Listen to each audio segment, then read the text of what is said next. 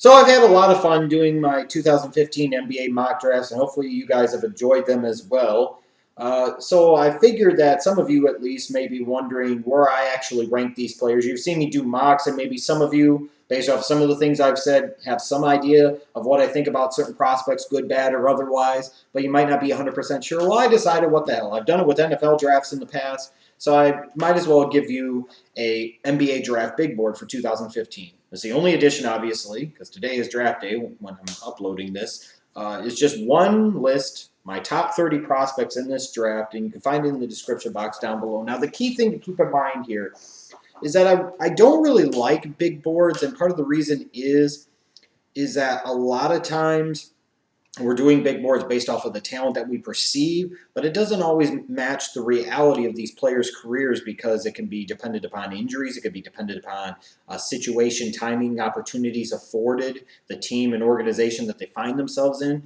So you could have a guy that you have rated as number 2 on your board, ends up only being like the 8th, 9th, or 10th best player out of a draft, but he could still be a pretty good player. Does that mean that you were way off? No, not necessarily. It could be any myriad of factors, any number of things that could have led to that guy maybe not reaching his full potential, or maybe sometimes it's just other guys far exceeding the potential that people perceive for them coming out of college and heading into the professional ranks.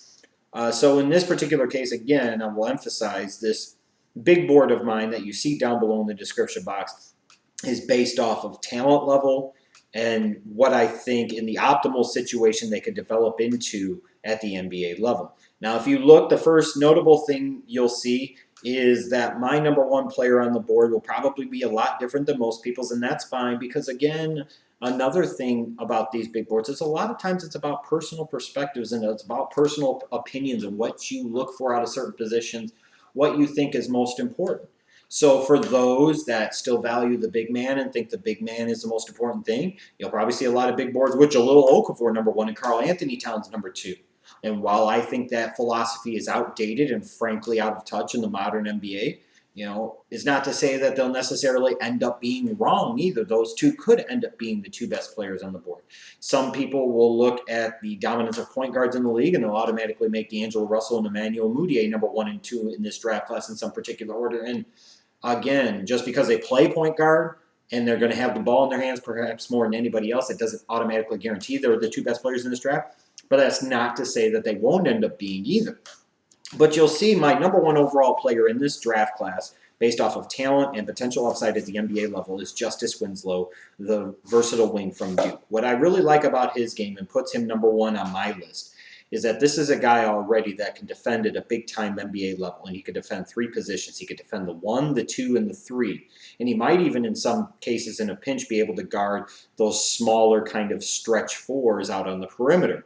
He provides you a lot of defensive versatility. He's already a big-time NBA defending type of talent, and he's only going to get better at 19 years of age.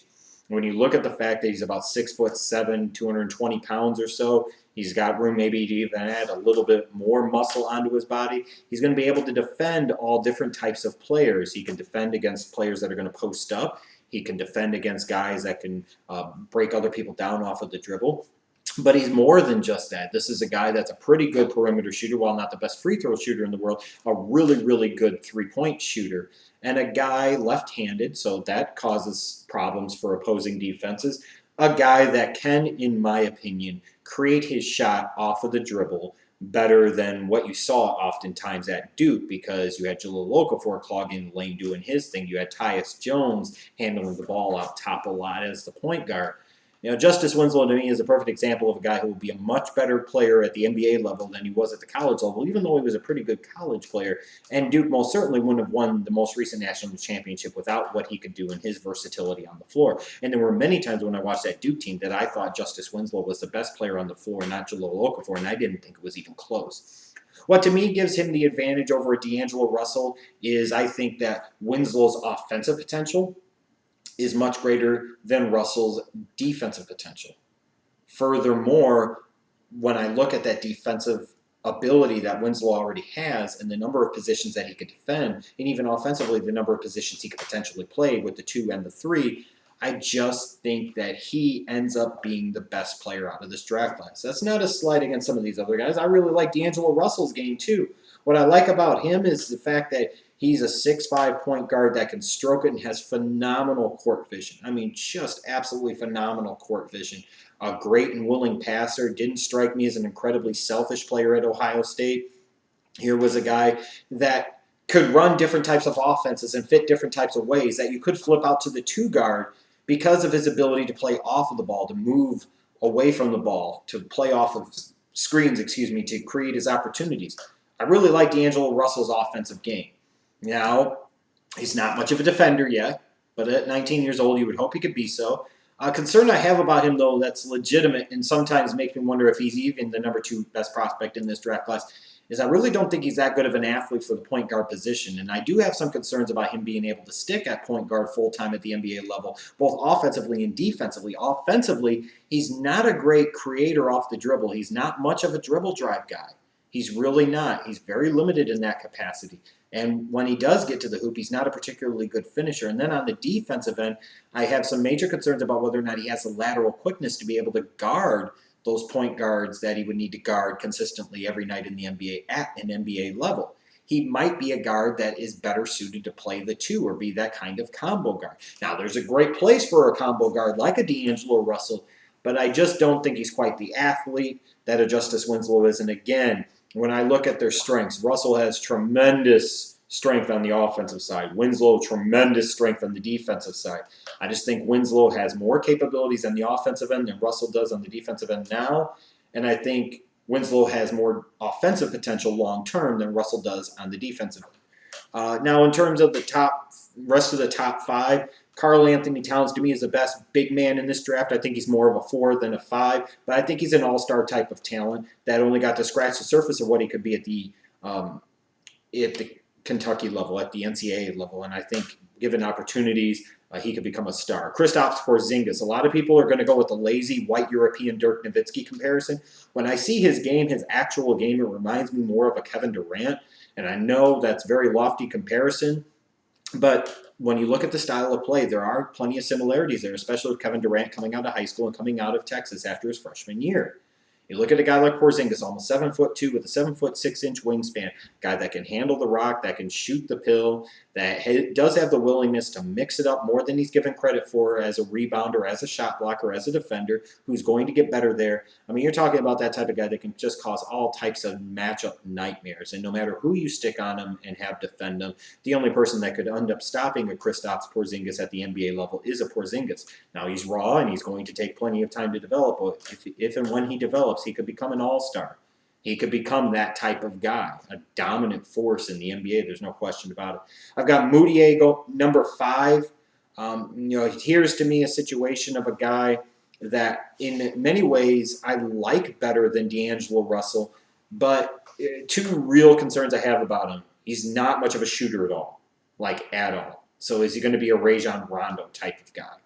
And also I have some concerns in terms of him personally, in terms of some of the decisions he's made and some of the things he's been involved with. And that concerns me. In terms of a pure prospect, I think Mudiay has more potential to actually stick at the point long-term than a D'Angelo Russell. And I think Mudiay has much more defensive upside at that position than a D'Angelo Russell. And he's a better creator off the dribble for himself than others than D'Angelo Russell, even though he's not quite the passer that Russell is. He doesn't quite have that floor vision, at least yet. It's just, if a point guard can't shoot, it's really hard to run the pick and roll with him because you're limited in what he can do. People are going to sag underneath that screen, and they're not going to honor that three-point shot. If Mudiay develops a three-point shot, he might end up being the best player out of all in this entire draft class. I've got Jahlil Okafor number 6, and I do think that's fair. He's an offensive force down low. He's going to make all-star teams, I think, as an offensive center. There's no question about it. If he even becomes a halfway decent defender at the NBA level, and he's a little bit of a lane clogger on defense and a little bit of a shot blocker and rebounder, this guy's going to be a multiple-time all-star. But I have concerns about his conditioning. He's a poor free throw shooter. I just have a problem with a guy that I compare to a Brook Lopez or an Al Jefferson being number 1 in my draft class. I still think he's an elite talent in this draft, as I do Willie Cauley-Stein, because of his defensive capabilities and his defensive ability and the fact that I envision him to be a defensive player type of year type of center for a long time for the next 10, 15 years. A guy that could legitimately guard anybody on the floor, especially when you have to switch off and pick and roll situations. To me, that's the top 7. From Winslow, Russell, Towns, Porzingis, Mudiay, Okafor, Stein, those are the 7 best talents in this draft, the 7 elite talents in this draft in my eyes. Even though you can have some concerns about Cauley-Stein and his ankle problems of the past, he seemed to be just fine to me this past year at Kentucky. There's still other good players at all different types of positions. But to me, those are the 7 best players in this draft. Now, will they end up being the 7 best players in this draft? Oh, probably not. I almost guarantee they won't be because of situations, because of opportunities. But when it all is said and done, you can put me on record for this, and we'll see if I'm right or wrong 3 or 4 years down the road. I feel pretty confident in terms of where I rank these players in terms of the 30 most talented players in this draft class. And I think I'll look back 3 or 4 years and say, yeah, I was mostly right with the occasional error.